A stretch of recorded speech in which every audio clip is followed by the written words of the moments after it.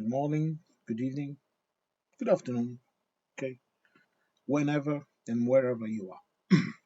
As you can see by the title of the video, today I'm going to be talking about the long-term consequences and the current consequences of the economic and political stance of the United States of America. Okay, be simple. Number one, tariffs. I have explained in this channel before what a tariff is, but and I explained how it can be used and how it should be used in terms of economics to protect a determined product or production in your economy. Again, briefly, so that you might have not seen that video, you use a tariff to protect a production or a section of production of your economy. This means you apply a tax to imported products that are competing directly with your products. But you don't apply a tariff to make those foreign products unsellable in your country. Meaning, unless you want to simply ban the sale of those products and then receive the reciprocity that you will receive from that action. That is why, when, for example, the EU applies tariffs to Chinese electric cars, China also applies tariffs to our products that we sell to them. It's a normal response, and these are things that are solved like they were solved in a negotiation table where you present your arguments and the other party presents their arguments, okay, and you reach an understanding. And that understanding might pass, yes, by the applying of tariffs. Okay, it's simple, it's normal. What it is not, but I'm talking about tariffs on products. Because if you are going to talk at a global tariff or a global banning, you are talking about a sanction, like for example the one that we are applying to Russia. Hmm? There is a clear difference between it because as a tariff is normal. Okay, Portugal has tariffs on a couple of products. Okay, Spain, France, Germany, the EU, the UK. Okay, every country in the world might have a tariff on a product that they want to protect. That is normal. That is to keep a section of the production inside of your country to keep it economically viable. That is why, for example, we put that tariff on electric cars, so that the cost that the foreign company has to sell their electric cars in the Schengen space in the EU is equivalent to the equivalent or even superior, but usually they go for the equivalent to keep things fair and to avoid unnecessary tariffs between, for example, the EU and China. You to keep your cars, the cars that are produced by your economy, competitive in the market. Okay, so that the companies keep their profits, or companies keep their sales, the employment, all of that. Okay, it's as simple as that, and it's not something that is very hard to understand. I don't know how it is in the United States, but I think around year 9 of schooling here in high school, you learn about it. Okay, you learn all of these things. You learn about inflation. You learn about that. Okay, and as I said also in another video, I was not able to finish my degree due to economical reasons. Okay, I needed to take care of my family, and I had to get a full-time job, and I had no means to go to school in terms of time, because around here school and university is accessible. So I had 3 years of political economics, and I like economics, but if we are going to be precise about it, I am more learned in terms of macroeconomics than in microeconomics, but I understand both. Okay, just for not to listen to useless comments of people that should first listen, or if you don't want to listen, don't listen, just carry on with your day. And people should just listen and then ask questions or criticize or comment. Okay, if you put a comment in my comment section that is civil and that is completely against my way of thinking, I will not remove it. But if you come around, just like a comment that I remove right now in another video, if you come around with attempts of insults or attempts of I don't know what to satisfy your little ego or your little physical shortcomings that you are unable to express in another form, you are removed. Okay, because I will not allow people to bother other people that want to people that like to read the comment sections and like to read other people's positions that I allow to stay in the comment sections because I'm not some kind of dictator. Okay, I'm not earning a single bloody penny with this video. I'm not monetized. I don't have a PayPal. I don't have a Patreon. I don't have nothing like that. Okay, I work in my regular job, and then I make these videos because I think I should make these videos. I should talk. I should try to incite people to think. Okay, I don't want you to think exactly like me. I don't want you to agree with me on anything. Okay, I just want you, if you give me the privilege of having a bit of your time, I just want you to listen, perhaps learn something, and even if you completely disagree with me, that you give yourself the trouble to think about things and to investigate. And I'm not talking about making investigations in X or Facebook. Okay, that is not research. Research is, for example, when I say tariff, then you go to a bloody dictionary or a bloody economic journal and you see what tariff means. Okay? When I talk about inflation, you go and you see. When I talk about soft power, you go and you see. And maybe that is a bit too much of a I don't know, a cumbersome tariff in this day and age. But if we lose this critical thinking, that is unlike what a lot of people say. It is the base of the entire Western society, critical thinking. Critical thinking is what brought us this far. If you lose that, then you will become a simpleton. Like the people that vote for MAGA and all of that shit in the United States. You will become simpletons, or the reform voters in the United Kingdom.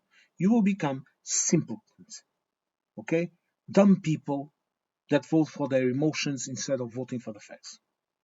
Just a small intermezzo to clear the water completely so that we have no doubts. Now, what did the United States did? The president came out with a little cardboard with a list of countries and a list of tariffs. Blind tariffs on countries, so not on products. So that is not the tariffs. No, those are taxes that the president is applying to the importers in their country. Because if you tell me, a European company, that you are going to apply a 10% tariff on the products that I sell to you, if I was selling them to you at 1,000 euros, okay, I'm going to continue to sell it to you at 1,000 euros. The company that is importing it in the United States, they are the ones that are going to have to pay the extra 100 euros to the tariffs. Do you understand this? They are going to have to pay, and then they are either going to eat the cost, like the magas like to say, or they are going to put it in the price of the product that you were buying. So if the product that I was selling to you was 1,000 euros, and they were going to sell it, if we are going to talk about a minimum profit, it's at least twice as much as it cost you. So they would sell it to you at 3,000 euros. If you are going to put 10% tax on that, okay, they are going to sell it to you at 3,300 euros, dollars. Sorry. Is this hard to understand? Because you see, a business is not your dad. A business, a business exists in order to have profit, and I would expect a country and a society that proclaims themselves as the leaders in capitalism and the ultimate capitalist society, I would expect such a society would understand that. I am not, there are no free lunches, like Adam Smith said. Adam Smith, go check him out too. Okay, The Wealth of Nations. That is one of the first basic books about economics. There are no free lunches. This means everything has a cost to be produced, be it a cost of time, of resources, of energy. You understand? Whatever, it always has a cost. The steak that you are eating comes from a cow that ate grass and was taken care of by someone that let it grow enough to be harvested. Okay, that then send that cow to be butchered, to be separated, for the meat to be clean, for the meat to be packaged and to be transported and presented at the supermarket where you buy it. Everything has a cost. And when you are talking about economics, you pass the cost down the supply chain, meaning you buy the product, you are the importer, you sell it to a grocer. The grocer picks up that product and distributes it to supermarkets. And then those supermarkets sell them to the person that is buying them. So you are going to pay for the price of the first importer, his profit, then you are going to pay for the profit of the grocer, and then you are going to pay for the profit of the supermarket. And if you don't like this system, if you think it's unfair, then I don't know, convert yourself to communism and become a social society like you claim we are, and we are not. And this is something that I don't think Americans really understand. You know, I made a video and I talked about the entire Chinese thing that they were talking to. Look, we are buying the same products that are made in Europe. We are buying them from China cheaper. Number one, do you realize that those high cost products in terms of fashion and whatever, some of them are even being assembled in the United States by the European companies that are operating in your market? Do you know those same companies also operate in China? I could name you a couple of European companies that are working inside of China. I have a friend that works in the exportation of wines and spirits and all of that. Okay, he sells his spirits to a company in Macau that sells them all over China. This is an example. It's a cousin of him, just to make sense. Okay, he works here. Okay, and his cousin sells it around in China because we do have these economic ties with China, and we have them since the 1500s. Okay, we did not need to steal Hong Kong like the British. We did not need to do that. Okay, Macau was given to us, and then when the Chinese asked it back, naturally we gave it with a couple of conditions, but we gave it back because it's their land. It's not ours land. It's not our land. We never looked at it in that way. We looked at it as a port, a place where we could trade with China. We were not there for the opium wars.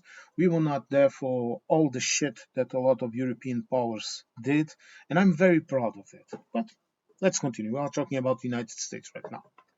And when you apply blank tariffs to an entire country based on some kind of weird economics where they are buying more, they are buying less from you than you are selling them to them, you are either gaslighting people or you are a complete moron. Because the all economies are different. Okay, you have a workshop economy, for example, like China, that produces a lot of products and then that sells them to the rest of the world. And you have economies, like for example the United Kingdom, that lives as a gateway into Europe, meaning the products, so to speak, or the companies or the wealth, whatever you want to call it, arrived at the United Kingdom. The United Kingdom served as a port to receive those goods, to receive that wealth, and then it would distribute it across Europe. And that ended. And right now, it goes to Portugal, it goes to Spain, it goes to France, it goes to the Netherlands, it goes to Germany, and it goes directly. And the companies install themselves directly, mainly in uh, in Germany, in France, and in the Netherlands. Those are the three countries that are absorbing most of it. But all of us are absorbing a bit of it. Okay, that economy of the United Kingdom was a service economy, and you have the United States, that is a large economy, that is a mix of it all. You would receive, for example, potash from Canada, energy from Canada. American cars would be assembled in Mexico and shipped back to the United States. Okay, engines, engines and components for everything from the John Deere tractors that I think now left the United States. Okay, yeah, you understand this?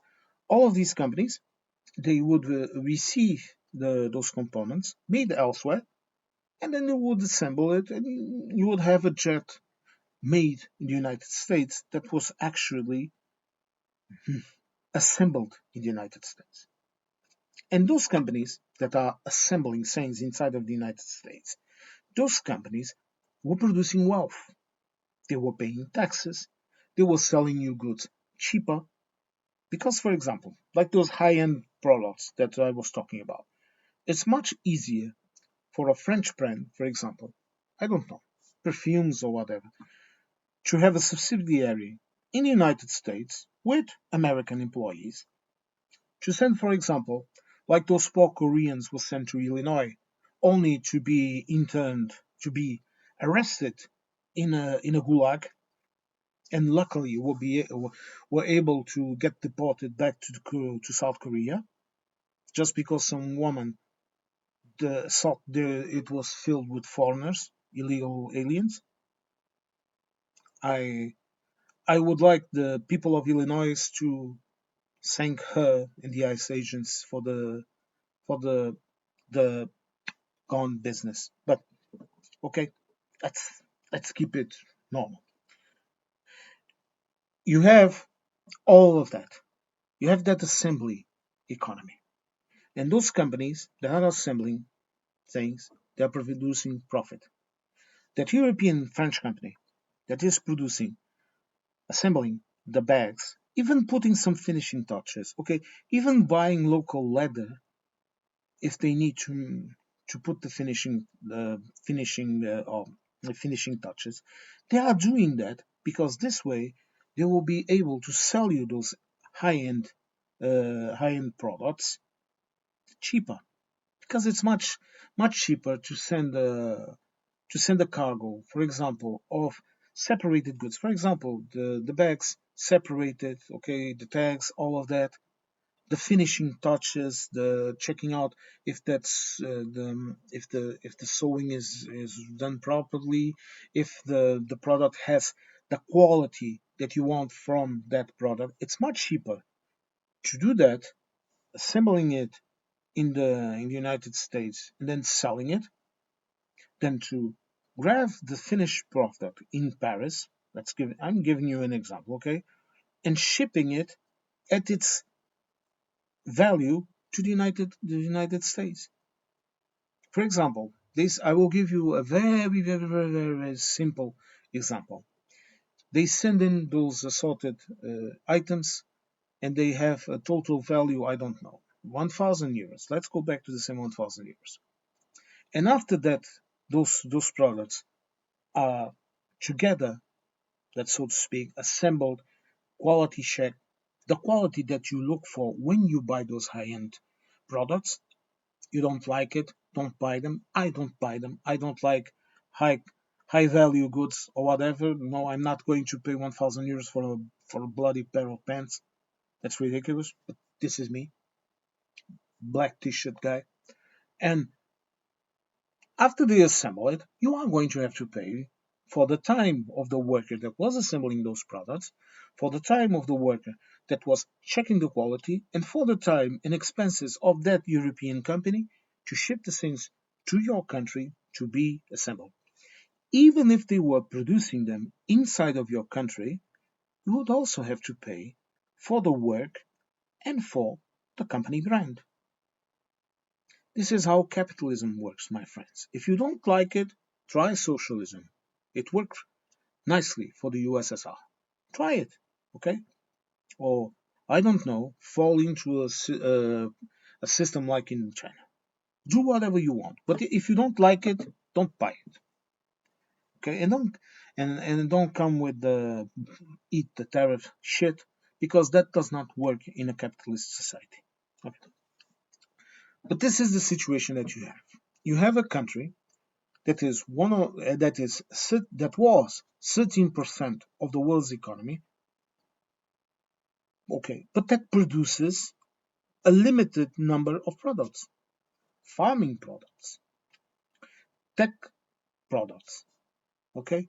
And right now, if you go, for example, if you take your time to read the reports by Forbes, by Reuters, okay, just to quote a couple of American sources, okay, if you go and check those sources, you will hear this sentence: the only thing holding the American GDP up is the AI bubble. And the AI bubble is about to burst. It will burst. It's natural, okay? It's economics. Change is inevitable. These things happen. You will see this situation of your country.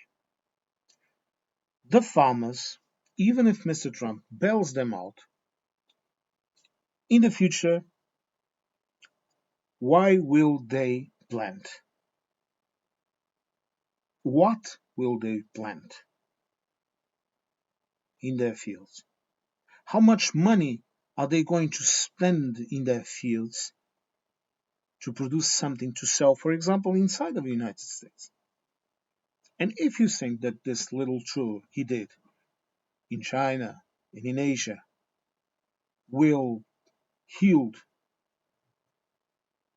much, then you are even more naive than I believe you to be.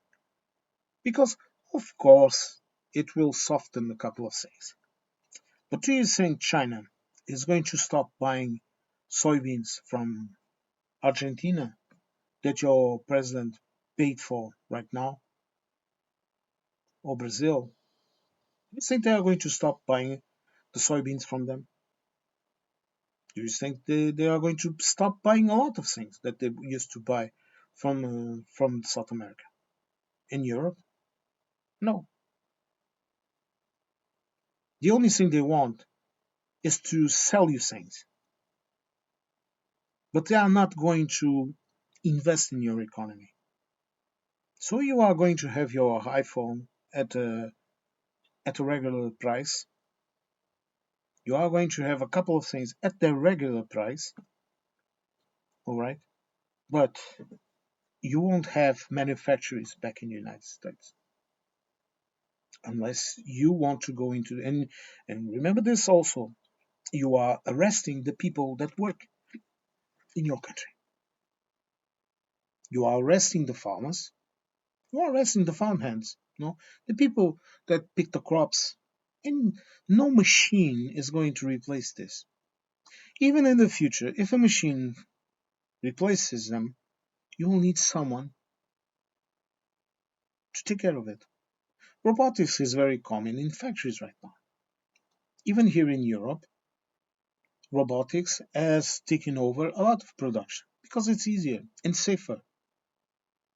I know someone that works in a laboratory that produces medicine, and they are basically feeding the machine the data that they need to produce it, making sure that everything is the quality is perfect, making sure there are no issues, taking care of things.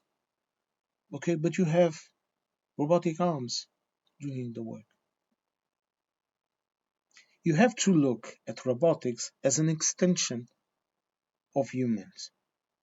And you might say, oh, one day AI will replace that all. Well, perhaps, but a human will always be behind it. And more than that, have you seen the amount of energy and resources AI consumes? Do you think the first generation of AI is viable? Well, I can tell you from an economic point of view, my humble point of view, that it's not. This first generation of AI is going to be completely replaced. And it won't come from the United States. The United States is stuck in this loop of first stage AI. Other countries, other blocs like the EU, like China, they are working on things as simple as AI powered by by sunlight, like a plant. Around here, they are working on it to produce energy in that way. Heard a report of it a couple of days ago. Instead of consuming energy from the grid, we are producing, well, machines, AI, call it whatever you want, that feed themselves with sunlight, for example, with renewable energy sources.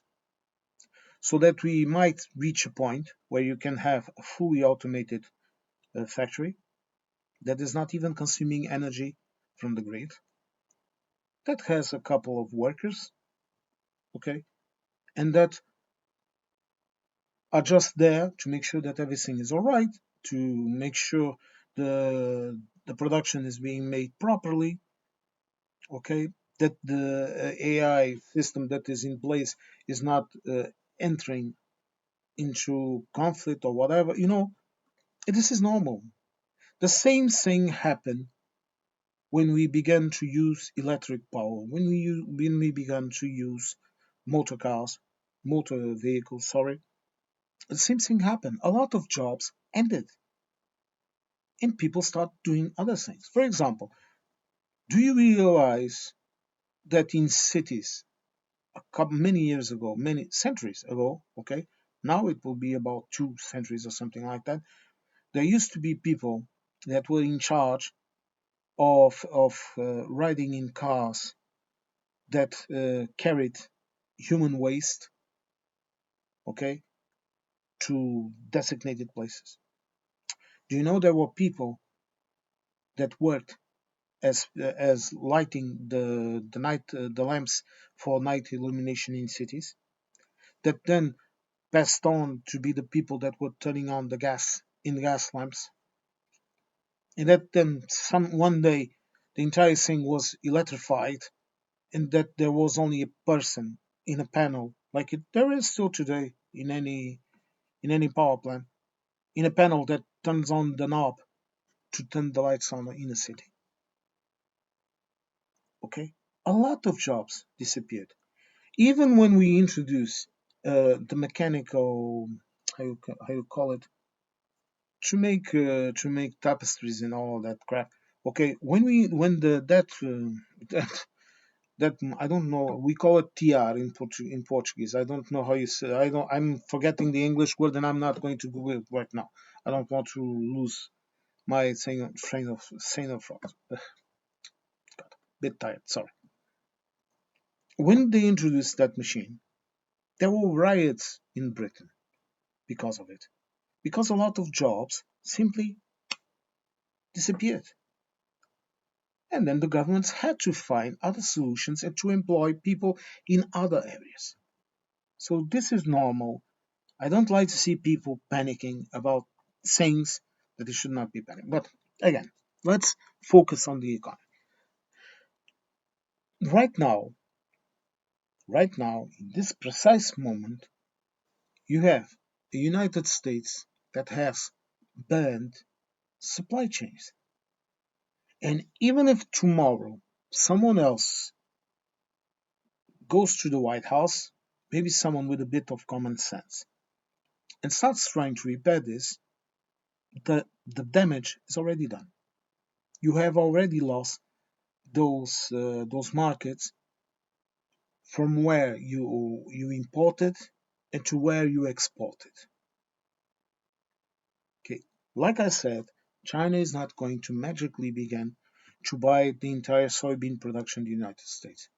They might buy it from the United States, but they are going to demand a lower price. They are going to say, well, Brazil is selling me the same ton of soybeans for $20 less than you are trying to sell me. So I am willing to buy your soybeans like the agreement that we did, but only if you sell them $20 less. At least I say, and you're, and I'm not sure if you are able to maintain the supply line.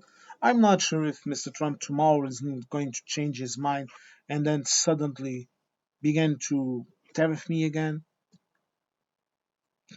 Okay, you have to look.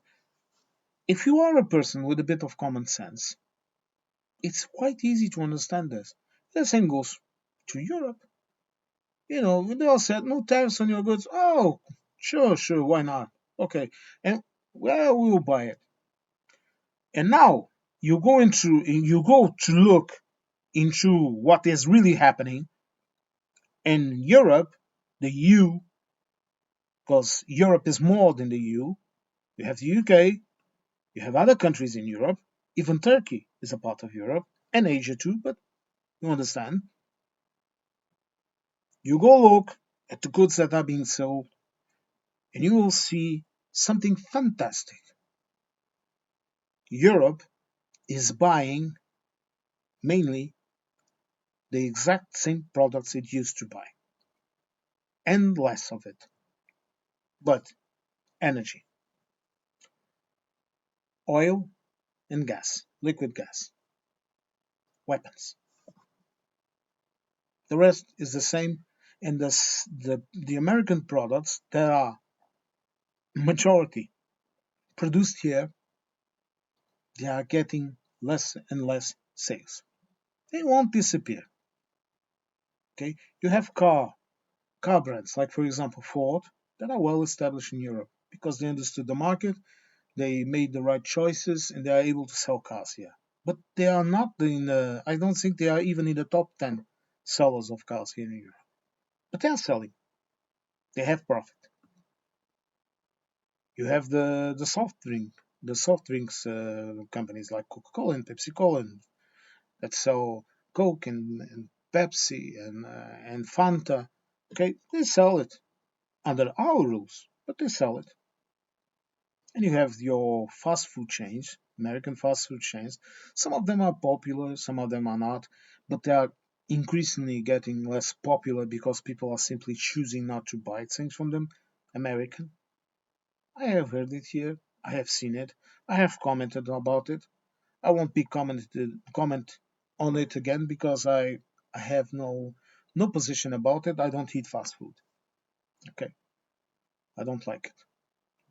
For me, it's better to eat a sandwich than to eat that shit. But this is my opinion. Okay, you are free to have whatever opinion you have, and I am perfectly aware that for someone working three jobs, for example, a single mother working three jobs and raising a kid or two, and living in the suburbs, it's it's a perfectly viable option to buy a hamburger hamburger, sorry, to their children in order to keep them fed and happy, okay, then see them starve. Okay, so when I hear that talk about people talking with me and saying, "Oh, but in the United States we also have good food, we also have bio food, and we have this and we have that." Okay, but is it accessible? I buy bio eggs here, meaning what does this mean? This means they are raised from chicken that are in free range, okay, that live in an aviary, okay, but they are in free range. They don't feed them anything except the mandatory medicine that they have to give to the animals to keep them healthy. I buy those eggs, and the current brand that I like, that it's from my hometown. The chickens are raised there, okay. It's around, I don't know, €1 45 for a dozen eggs. For example, eggs are usually between €1 and €4 average. Dozen eggs average. It depends on the brand that you buy. There are plenty of brands to buy from, but this is just an example, okay? But those eggs are accessible to me, so I can buy a dozen eggs that are bio, that are completely okay. I can buy fruits and vegetables that are also bio, okay? Can buy fish, meat, even if it's packaged in the supermarket, also bio. I like beef. Uh, Friday, I bought a couple of hamburgers. Uh, I don't know how many. One, two, three, four hamburgers, large ones, big ones. Okay, of a beef that comes from the Azores Islands, which is the best in my opinion. I bought four hamburgers like that, four big ones, and they cost me around €3 and 90 something. €4. They were also bio, so four hamburgers. Okay, I ate two. My brother ate the other two, for example. In this case, bio, accessible, much cheaper than a Happy Meal in the United States. Potatoes, I can buy a bag of potatoes with, I don't know how many kilos, around 5 kilos or something like that. 2 to 5 kilos. They come in a little smaller and larger, and you can buy it. I don't know, €2, €1 and something. It depends on the €3. It depends on the type of potatoes and the quantity that you buy. And you can just go into the supermarket and buy all of that stuff. And we complain that it's a bit more expensive, and it is. It is a bit more expensive. Okay. The main thing that's more expensive here is housing and energy. Fuel. And I understand that you have bioproducts in the United States. I understand you have a lot of options. I understand that you don't have to eat that. And we are not going into the food things because we are concentrating on the economic aspect of it. But what you have to understand is this: these actions, they are going to be lasting over time. They are not going to go away because these markets are gone. And no matter how many trips Mr. Trump does to the outside world on your taxpayers' money, it's going to change that. And you can say, okay, I'm going to decrease the tariffs from 10%, from 20 or 50% or whatever he had on China to 10%. Okay, they are still going to. Do you think they are going to tariff your goods and that they buy from you to damage their own production, their own citizens? No, they're not. The products will just be more expensive and they won't buy it. They will buy it from elsewhere. And meanwhile, you won't be selling them. And meanwhile, you won't have the components, okay, to produce your products and sell them with the Made in the United States brand. Okay? And then the political consequences of things like, for example, US aid. The farmers, okay, and the cattle people, cattle producers, whatever you call them, they won't sell those goods to the federal government. They then transform it into US aid, and that then shipped it across the world to countries that need it, and that would be in debt to the United States. And those countries that used to be in debt to the United States, okay, if you are the ruler of a country, if you are a bad or a good person, if you are a good person, you want your citizens to be taken care of. If you are a bad person, you want the peasants to be calm, and you want to keep them fed and more or less happy so that they do what you tell them to do. If you are a good person, you want your citizens to be fed and to be taken care of. Whatever the reason, you stop aiding them.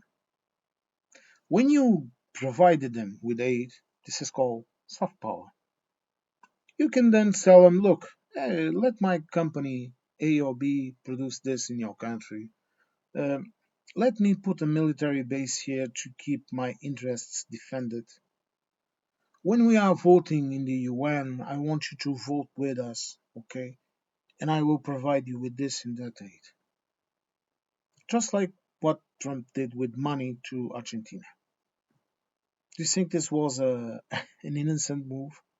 It was a stupid move because the Argentinian government is now going to use that money to finance the farmers that are selling soybeans to China. But stupidity. That is not no. He had a reason to do it. I'm certain. And maybe it was some kind of like, for example, putting his son in charge of TikTok, a deal that is not even done. Apparently, I don't know how. I don't really know how it is right now in this moment when I'm making this video. Maybe they have come to a conclusion. And you have all of this soft power gone, and then you are threatening and calling us Europeans parasites. Okay, that will go well. Maybe you will be like that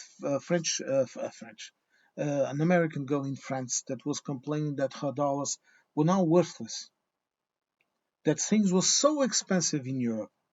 Well, news report, my dear, it's not things that are more expensive in Europe.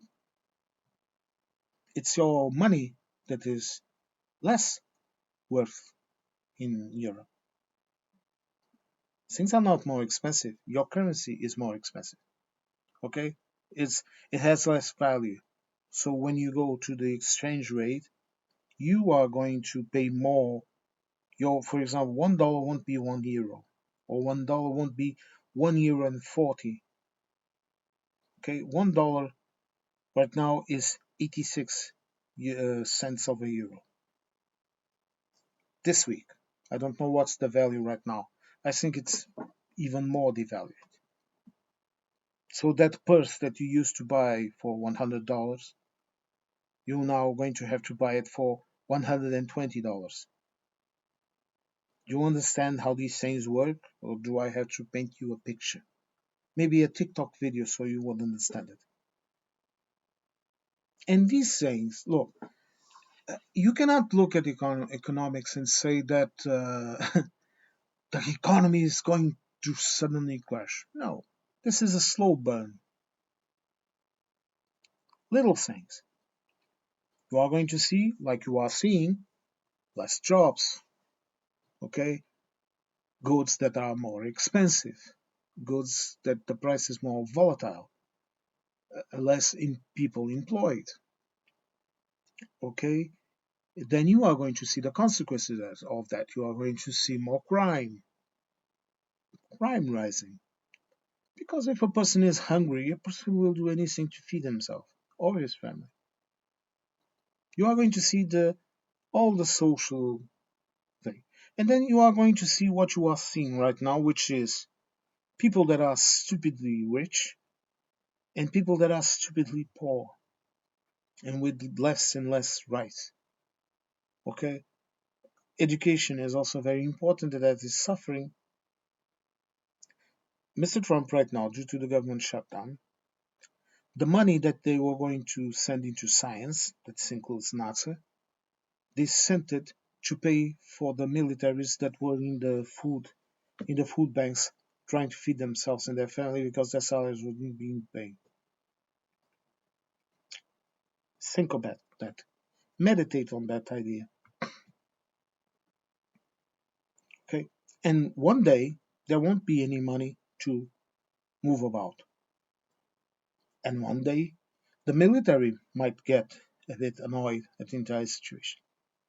And look, this is not something that is going to happen, but you have to understand that even if tomorrow you put in a democratic president in place, that will not change the fact that this has already happened. And you will see a lot of smiles from Europe, from China. Okay, you will see it. But then you are going to look into it and you are going to see China is still buying from South America. Europe is still diverting their markets to Canada and to other places. I'm giving the example of Canada so you understand it. And you are going to see all of that still happening.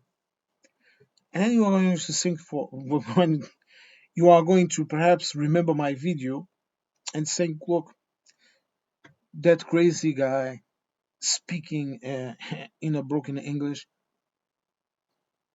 he was right about a couple of things. And then you are going to see other videos of other people, like the ones that I promote to speak in my videos. Like for example, All Shots, excellent guy, knows a lot, a bit wacky, a bit crazy, but an excellent person, a very honest person, and that knows what he's talking about, and that researches things. And Daily Blase, another funny guy from the UK, excellent guy, but that also puts the nail. He hits the nail right in the right spot with his sarcasm and his whimsical ways. And Regan Lead, also a very hard-working guy, okay, that invests a lot in his work, that makes excellent videos about all sorts of topics. You will see all of these people. You will see God believe. You will see Josh from that guy, that trucker guy. Okay, you will see even with all these defects. You will see Midas touch. You will see all of that. You will see God believe. You will see all of those people, and you will think they were right about something. And look, and I'm not comparing myself to them. Okay, most of them are doing this for a living. For me, I just turn on the camera and I talk. I make videos. If I wanted to make money out of this, I would make a channel with the AI powered videos talking about history and philosophy and whatever. That is what I really like it. Okay. Now I'm going to end this video here. I'm going to be talking about it in the future, I'm sure. And I thank you all for listening to my another of my rants. Uh, I hope this has at least incited you to research things, okay, to fact check things, and please look, go into real news, okay. If you are an American and you want to know a bit about the consequences of the actions of your country, I would advise you to go into European news that still bother to talk about it, okay. Most of European channels also have an international channel that is broadcasted in England in English, and you have translators. Okay, you have all of those. You have all of those means at your disposal, and I say use them. Okay, you want to look Euronews, France 24. In the UK, it's very hard because they are very biased. But even though they are a bit biased, they still talk about things. You still can get the facts from them. You have in Portugal you have RTP1, RTP. You have TVA in Spain. You have RAI in Italy. You have the German channels. You have all of that at your disposal. You just have to reach out and see it. Because if you are going to solely watch Fox News, you are going to be misled. Forbes and Reuters, they are still talking about the economy. Well, very softly, but they're talking about it. Like I told you, the AI bubble is the only thing sustaining the American economy. I read that sentence in Forbes. I think it was in Forbes or in Reuters. They were clearly talking about it. And you have independent journalism in the United States that is also quite good. You have all these channels, and you are sitting in your ass watching Fox News saying, I don't know. I don't even understand if what they do can qualify as news. But this is me. Well, today is Sunday here. I hope you have a great Sunday. Going to have my lunch, going to relax, and going to think about other videos that I will be doing. Maybe a couple. Now it's getting fresher, so I'm going to be start walking in the woods again. Okay, maybe I'll make a couple of videos about it. Well, I hope to catch you all in the next one, and thank you for listening to me.